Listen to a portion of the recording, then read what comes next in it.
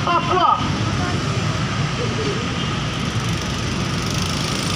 Agus menolak pengejaran dan gelar referendum di Papua. Pasca pengesahan Undang-Undang Otonomi Khusus Jilid 2 yang tercantum dalam Undang-Undang Nomor 2 Tahun 2021 tentang otonomi khusus. Kementerian Dalam Negeri Republik Indonesia mengundang 9 bupati yang berasal dari wilayah Pegunungan Tengah Papua. Pertemuan yang direncanakan pada Jumat 14 Maret 2022 mengagendakan persiapan pengesahan provinsi di wilayah Papua, khususnya Pegunungan Tengah. Pembahasan tersebut didasarkan pasal 76 Undang-Undang Ayat 3 Nomor 2 Tahun 2021 tentang otonomi khusus bagi Provinsi Papua. Tuntutan pemekaran provinsi sebelumnya disampaikan oleh beberapa elit politik di Papua dengan landasan 1. SK Gubernur Papua Barat Nomor 122/72/3/2020 tentang pemekaran provinsi Papua Barat Daya. 2. Deklarasi 4 bupati Merauke, Asmat, Pati, dan Bovendigul. 3. Deklarasi di Timika pada tanggal 4 Februari 2021 meliputi Kabupaten Timika, Paniai, Dogiai, Sabire, dan Puncak. 4. Permintaan Ketua Asosiasi Pegunungan Tengah Papua Deva Jigi Balon kepada Presiden Jokowi di Jakarta. Keputusan sepihak Kementerian Dalam Negeri bersama elit-elit politik praktis di Papua menimbulkan protes masyarakat. Kemudian melakukan aksi demonstrasi damai sejak Maret sampai dengan Mei 2022.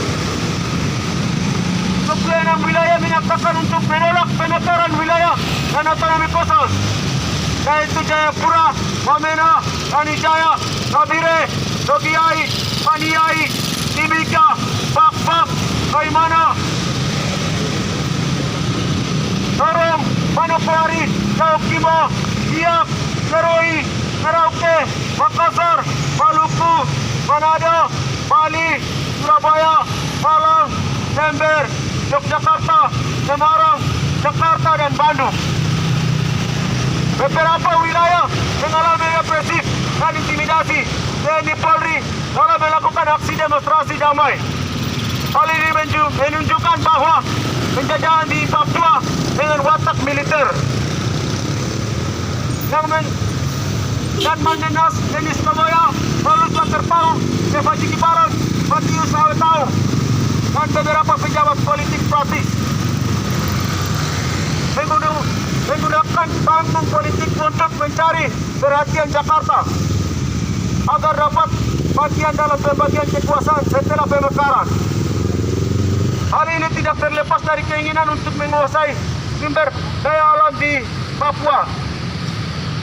Luas area Papua secara keseluruhan adalah 45,9541,167 hektar dengan kekayaan permukaan bumi dan dalam bumi melimpah.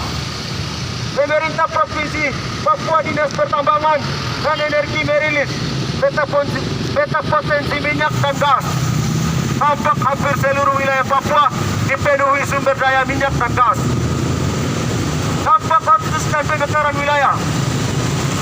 Dampak pemekaran adalah menjadi lahan baru bagi militer Indonesia untuk menjaga kepentingan eksploitasi sumber daya alam. Terbukti pasca disahkan kebijakan Otsus Jilid 2 yang tidak demokratis, dipaksakan pembangunan Polres di Dogiai meskipun beberapa kali ditolak masyarakat. Pembangunan Brimob di Yaukimo dan beberapa wilayah lainnya. Pemekaran membuka lahan bisnis menengah untuk pemodal besar, bisnis minuman keras, judi dan prostitusi, serta sembako. 24 Mei 2022 kita dikagetkan dengan meninggalnya 5 penduduk asal Sorong yang meninggal di Jayapura akibat perdagangan manusia. Kelima orang ini merupakan korban penyingkiran akibat program pemekaran dan otsus. Demi sejumlah rupiah, mereka rela mencicipi minuman keras, oplosan. Sektor pendidikan tidak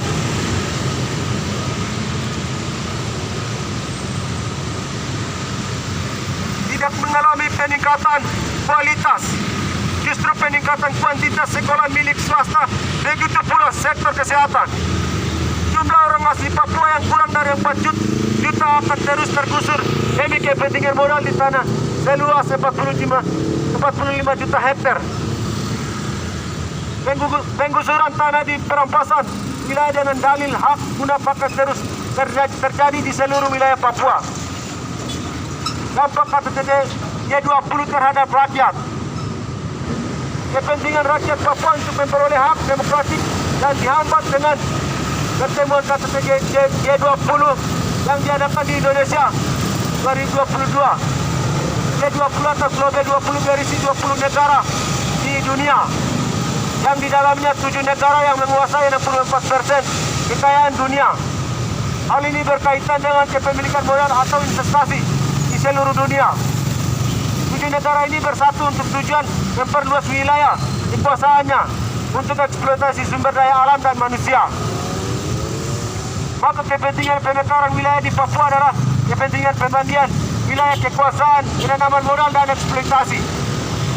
Bisa dibayangkan negara Indonesia memiliki total utang pemerintah per Februari 2022 berpet 7,014,58 triliun. Dilansir oleh Kompas. Bagaimana bisa membiayai operasi wilayah baru? Kepentingan pemekaran dan otsus juga tidak terlepas dari kepentingan Partai Botis Nasional untuk pemilu 2024. Semua hal ini berkaitan satu sama lain dengan tujuan menjajah, mencuri, dan mengeksploitasi sumber daya alam dan manusia di Papua. KTT 20 akan menghasilkan kesepakatan kerjasama politik dan ekonomi. Kemudian untuk meloloskan kepentingan ini akan semakin banyak rakyat yang dikriminalisasi dan dibunuh. Dengan segala macam kebijakan Jakarta yang berdampak pada ancaman genosida, eksesida, dan pestisida secara sistematis dan struktur di atas tanah Papua, maka kami yang tergabung dalam petisi rakyat Papua atau PRP menyatakan sikap tegas bahwa 1. Cabut otonomi khusus jilid 2 dan kebijakan Undang-Undang Nomor 2 Tahun 2021. Hentikan 3 rancangan undang-undang pemekaran di tanah Papua. Hentikan rencana pemekaran provinsi di tanah Papua, Papua Barat Daya, Papua Tengah, Papua Selatan yang merupakan politik penduduk dan politik pecah belah di Papua. Tarik militer organik dan non-organik dari seluruh tanah Papua. Tolak pembangunan Polres dan Kodim di Kabupaten Dogiai.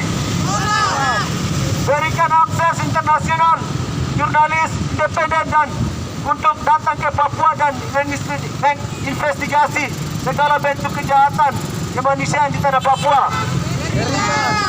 Meminta akses palang merah internasional untuk memberikan akses pelayanan kesehatan terhadap 67.000 pengungsi di Kabupaten Duga, Intan Jaya, Puncak Papua, Pegunungan Bintang, Haibrat, dan Yaukimo. Elit politik Papua stop mengatasnamakan rakyat Papua, mendorong pemekaran demi memperpanjang kekuasaan dan menjadi alat penindas bagi rakyat Papua. Bebaskan Victor Yemo dan seluruh tahanan politik di tanah Papua tanpa syarat. Hentikan kriminalisasi aktivis di Indonesia dan Papua. Segera hentikan rencana pembangunan bandara udara antariksa di Biak. Pemerintah Indonesia segera membuka akses bagi komunitas internasional untuk datang ke Papua.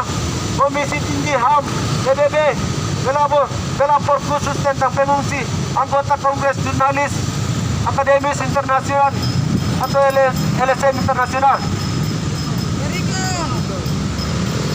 Mendesak komunitas internasional, Uni Eropa, Amerika, Australia, New Zealand, negara-negara ASEAN, China Internasional, Moneyfund, World Bank untuk menghentikan bantuan dana kepada pemerintah Indonesia karena selama 59 tahun telah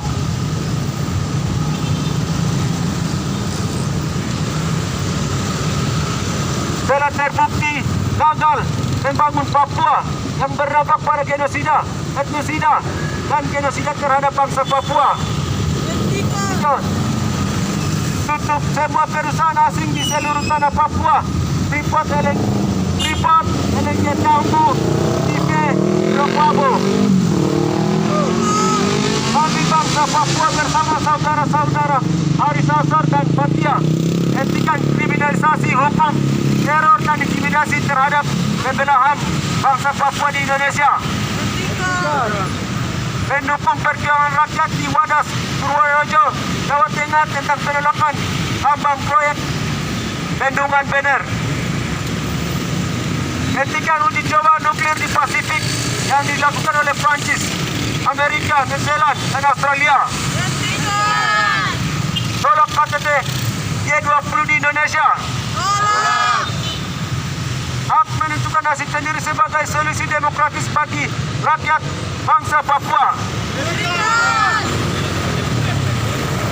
Demikian pernyataan sikap ini kami buat atas nama seluruh pejuang yang telah mati di atas tangan penjajah dan atas nama rakyat Papua Barat yang telah lama hidup di bawah rantai penindasan kolonialisme Indonesia dan kapitalisme. Kami akan terus berjuang hingga terciptanya kemerdekaan sejati di atas bumi tercinta kita, West Papua. Malang 3 Juni 2022. Wah. Papua!